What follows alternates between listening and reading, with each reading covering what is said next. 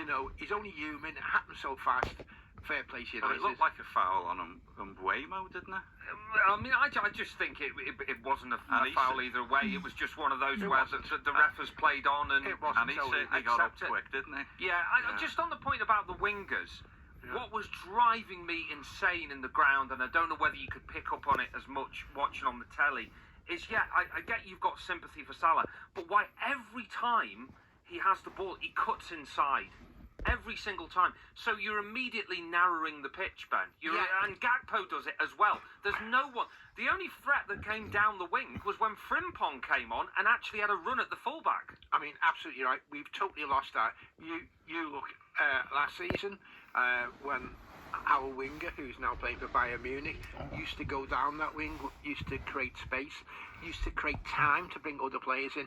We are sorely missing that, and I think that's one of the things that we are missing. I mean, one of his strengths was running onto cross balls.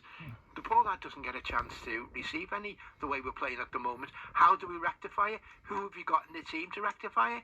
Would you leave him out now? Salah? Yeah.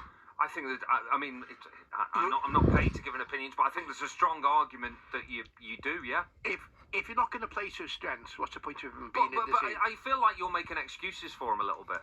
Well, I am, because I think he's been asked to play in a way that he chipped a lot of balls through to forwards running onto them rather than himself, the way he used to do it.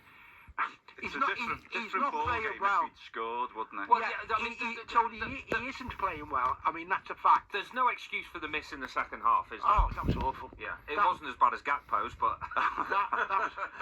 Beto would have been proud of that one. Listen, I walked out of that game feeling really down, as I think every Liverpool fan did.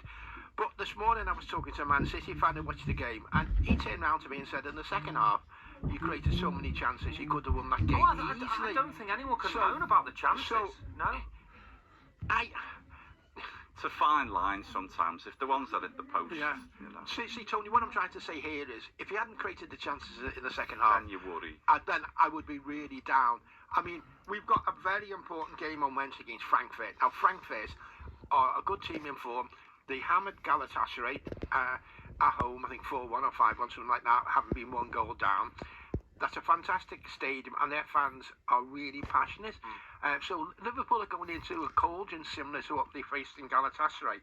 Then we've got the stupid scenario of an 8 o'clock kickoff against Brentford, which is repeated a Saturday after. When we're at home at 8 o'clock, what's going on 8 o'clock on a Saturday? It's because this one is because of the European game. I know, but why two? You know, why? I know. I don't get me started on fixture scheduling. Anyway, do you agree with Ben? 0800 731 9333. Tony, a bit of a frustrating afternoon. You know, for a long period of time, looked quite comfortable in that game, but then Haaland is Haaland. He is indeed. Not a disappointing performance, but a disappointing result, because as you've mentioned there, for the first half, Everton were well in that game. Obviously, as Ben's been talking about there, chance creation, you know, it's like a record for Everton. It's gone on for years, hasn't it? We make loads of chances, but we're not clinical, and the same applied again. You know, when you go to the Etihad, you're not going to get a shed load of chances. And the chance that was created, obviously, by Ndiaye for Beto, it's that split second, the difference between a top striker who expects to get the ball or a striker who hopes it gets there. If you'd have just got a bit more than a stud on it, we'd have gone one up, and then it could have been a completely different game. There was the other chance that he had where it was flagged as offside, but I think if it had gone to VAR, I don't think it would have been. But again, he put that one past the post.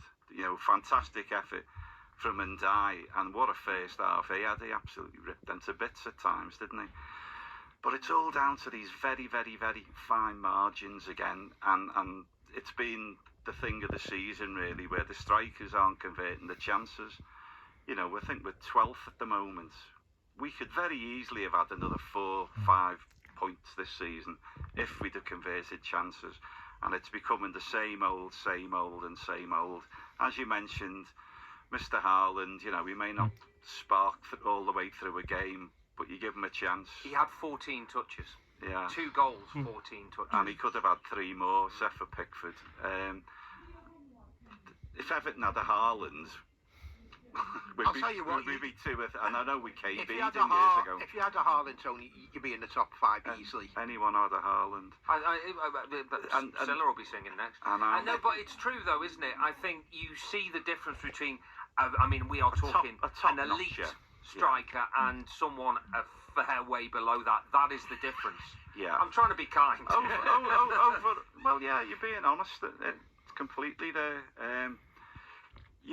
Also, I think Idrissa Gana Gay, for as much as I love him, he's been poor in the last 4 or 5 games. Just hasn't been himself. He's taken over and he's winning the ball, but his passing's gone awful again, and his ideas when he's got the ball. The other one that upset me sort of was when James Garner lost the ball in the centre circle when he dwelled on making a pass. And they had about 5 players right at us.